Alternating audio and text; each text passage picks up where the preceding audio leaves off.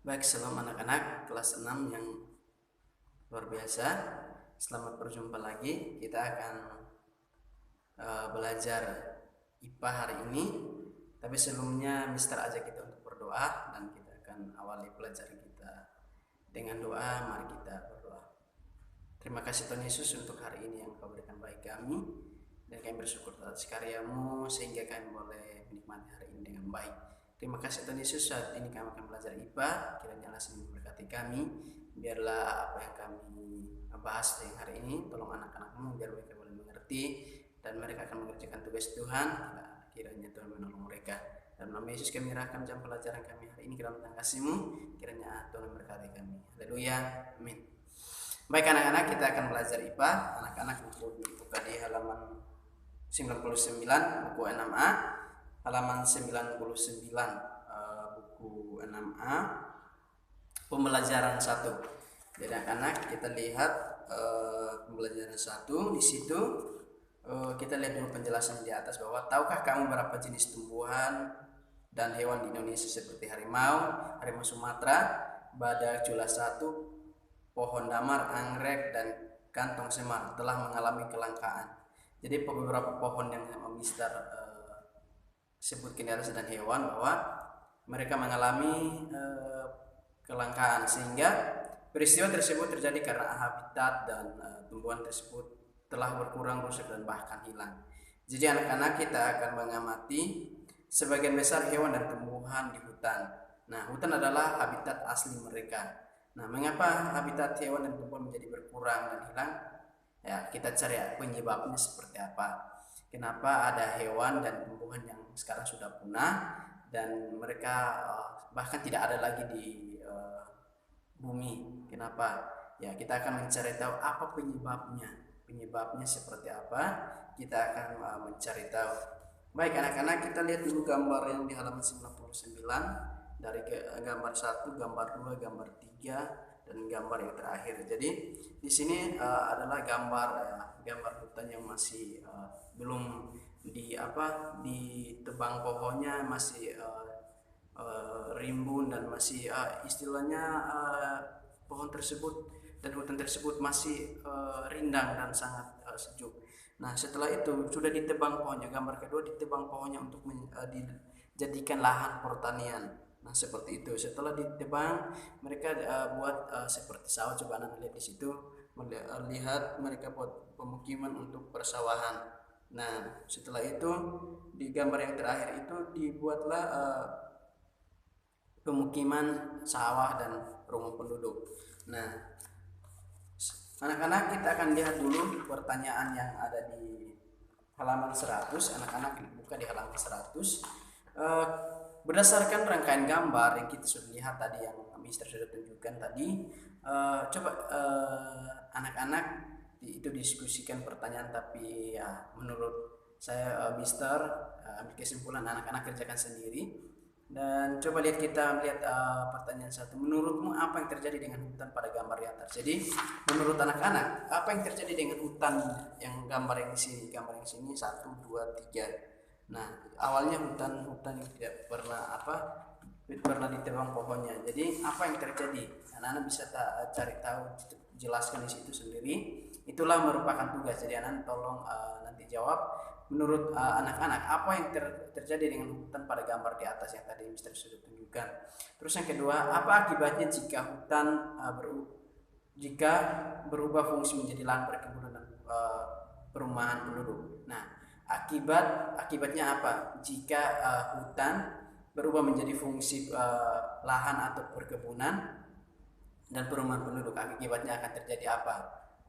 Terjadi apa nanti anak-anak bisa jawab. Mister tidak akan penjelasan, tapi anak-anak pasti tahu bahwa apa yang terjadi ketika hutan dirubah menjadi perkebunan atau lahan dan perumahan penduduk. Apa yang terjadi nanti ketika musim hujan, apa yang terjadi? Nah, yang ketiga, apa dampaknya bagi hewan-hewan dan tumbuh yang tinggal di hutan tersebut? Jadi ketika hutan ditebang, apa dampaknya kepada hewan-hewan yang tinggal di hutan itu? Ya, pasti ada dampaknya. Kalau hutan sudah ditebang, kira-kira dampaknya ke hewan itu apa? Ya, Terus yang keempat, apa dampaknya bagi kehidupan manusia juga? Ya, selain dampaknya bagi hewan, dampaknya juga kepada kehidupan manusia. Apa dampaknya? Terus yang kelima, bagaimana cara mengatasi dampak perubahan fungsi hutan tersebut? Bagaimana cara mengatasi? Yaitu dengan apa? Mungkin istilahnya mungkin ada reboisasi atau penanaman ulang, ya anak-anak bisa jawab. Nah, oke anak-anak, kita akan lanjut. Nanti anak-anak kerjakan tugas yang nomor 1 yang di atas, nomor 1 sampai 5 yang tadi Mister sudah jelaskan. Menurut anak-anak apa yang terjadi ketika dengan gambar di atas, terus nomor 2, nomor 3 dan selanjutnya sampai nomor 5. Nah, anak-anak, kita akan lihat dulu di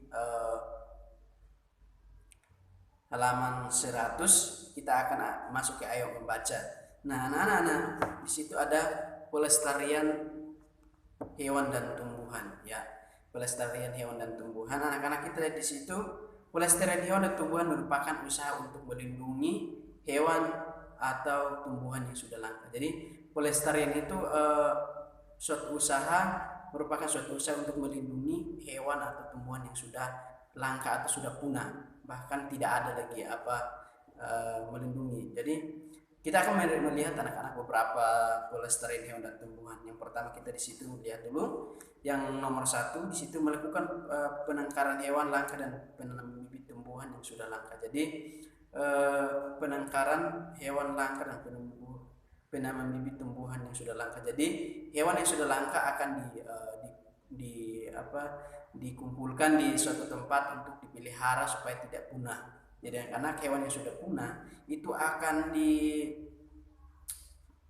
ke tempat seperti kebun binatang. Nanti kita akan bahas selanjutnya, tapi ini Mister jelaskan bahwa hewan yang sudah punah akan dibuatkan tempat khusus untuk dipelihara supaya dia terus berkembang biak supaya tetap ada dan tidak punah. Nah, begitupun dengan tumbuhan yang sudah langka juga akan dicari buahnya atau bijinya atau bibit supaya terus dikelola, terus dikembangkan supaya terus tidak punah dan terus ada di dunia dan terus ada. Jadi anak-anak, di sini kita lihat bahwa penangkaran adalah upaya untuk perbanyakan makhluk berkembangbiakan. Jadi penangkaran artinya bahwa untuk perkembangbiakan dan untuk pembesaran tumbuhan dan satwa liar dengan mempertahankan kemurnian jenisnya. Jadi penangkaran adalah untuk memperbanyak perkembangbiakan antara tumbuhan yang sudah punah dan hewan yang sudah punah. Nah, anak-anak,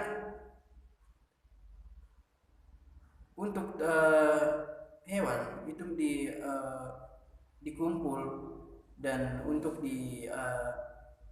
dikumpulkan untuk satu tempat untuk diperbanyak perkembangbiakannya dan bisa terus banyak dan terus ada. Begitupun dengan hutan, begitupun dengan tumbuhan, diambil biji atau bibitnya supaya terus dikembangkan dan terus ditanam terus supaya tidak punah. Nah, anak-anak, yang kedua di sini pelestarian hewan dan tumbuhan. Nah, upaya yang kedua adalah untuk mendirikan tempat-tempat perlindungan hewan dan yang langka. Jadi mendirikan tempat-tempat perlindungan hewan dan tumbuhan yang sudah langka.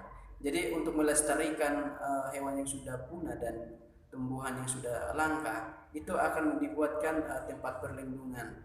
Misalnya marga satwa, suaka marga satwa, cagar alam, kebun binatang dan taman nasional. Jadi contohnya di Bali, kita pergi ke Bali Zoo. Di sana Bali Zoo kita akan lihat beberapa hewan yang sudah punah tapi dipiara di sana dan dikembangkan di sana sehingga tidak punah. Nah, anak-anak, kita lihat dulu marga satwa. Nah, suaka marga satwa adalah suatu kawasan untuk melindungi hewan yang langka yang langka hidup di dalamnya. Jadi suaka marga satwa itu melindungi hewan-hewan yang sudah langka dan melindunginya di dalamnya. Nah, terus yang berikut cagar alam. Nah, cagar alam adalah suatu kawasan untuk melindungi tumbuhan yang sudah langka. Itu adalah cagar alam.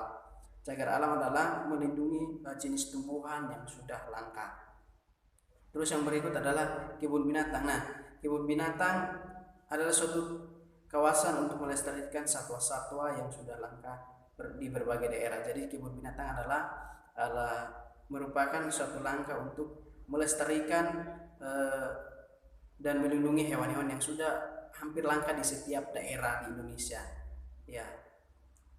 Terus yang berikut kebun raya. Nah, kebun raya adalah suatu kawasan untuk melestarikan tumbuhan dari berbagai daerah. Jadi kebun raya adalah untuk melestarikan tumbuhan yang berasal dari berbagai daerah dan yang ada di berbagai daerah. Nah, supaya apa? Supaya ekosistem pertumbuhan dan pertumbuhan pada tumbuhan dan hewan terus dijaga untuk keperluan untuk ilmu pengetahuan. Jadi dijaga untuk keperluan ilmu pengetahuan. Jadi anak-anak untuk tahap selanjutnya bisa dibuatkan contohnya dari sekolah mengamati tentang gajah atau harimau atau tentang hewan yang lain yang sudah langka. Dan untuk pengamatan ya anak-anak bisa pergi ke kebun binatang atau ke tempat-tempat yang saya sudah Mister sudah jelaskan, marga satwa, cagar alam dan kebun raya untuk bisa mengamati di sana. Nah, anak-anak kita masuk ke tujuan. Nah, tujuan pelestarian hewan dan tumbuhan adalah sebagai berikut. Yang pertama adalah menjaga keseimbangan ekosistem agar kehidupan di bumi tetap berjalan dengan baik. Jadi, kenapa untuk dilakukan pelestarian supaya tetap menjaga ekosistem atau keseimbangan supaya tetap berjalan dengan baik, dan terus ada.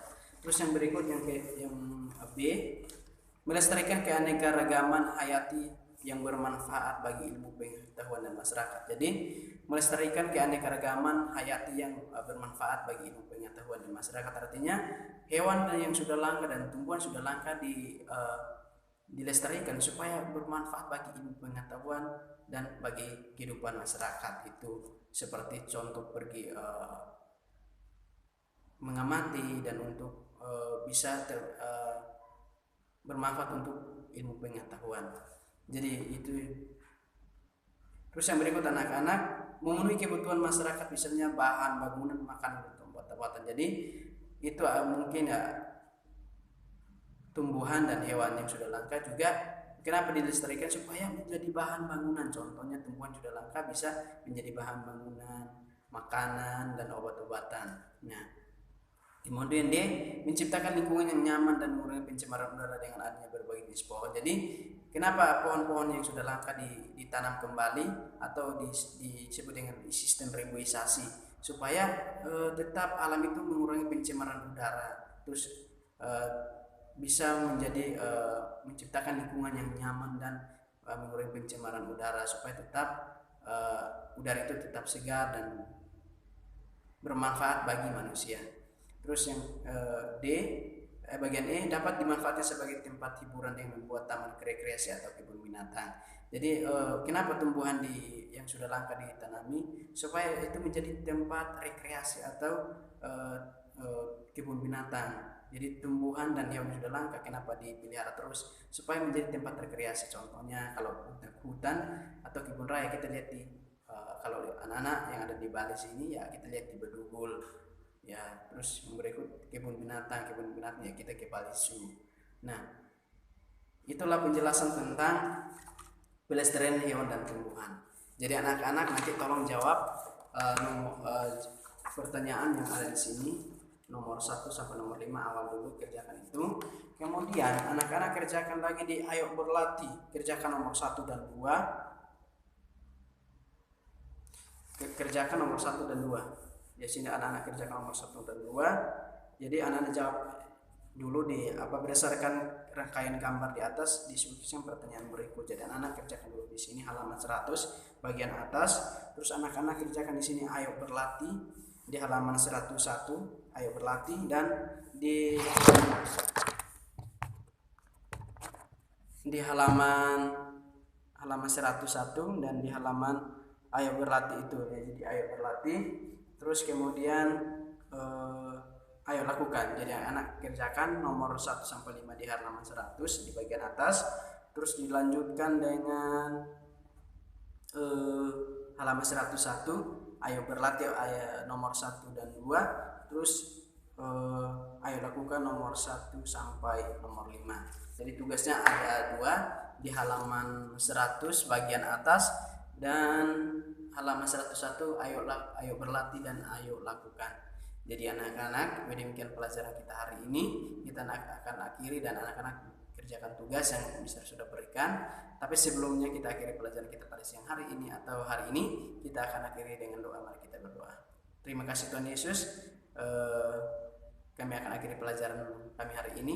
Tolong anakmu yang akan mengerjakan tugas dari rumah, Engkau menolong mereka, berikan hikmat, berikan kepintaran, biarlah mereka boleh mengerjakan tugas dengan baik. Dalam nama Yesus kami akhiri pelajaran kami hari ini. Haleluya, amin. Ya anak-anak, pelajaran kita hari ini telah selesai. Kita akan jumpa lagi mungkin di besok atau minggu yang akan datang. Tuhan Yesus memberkati kita semua.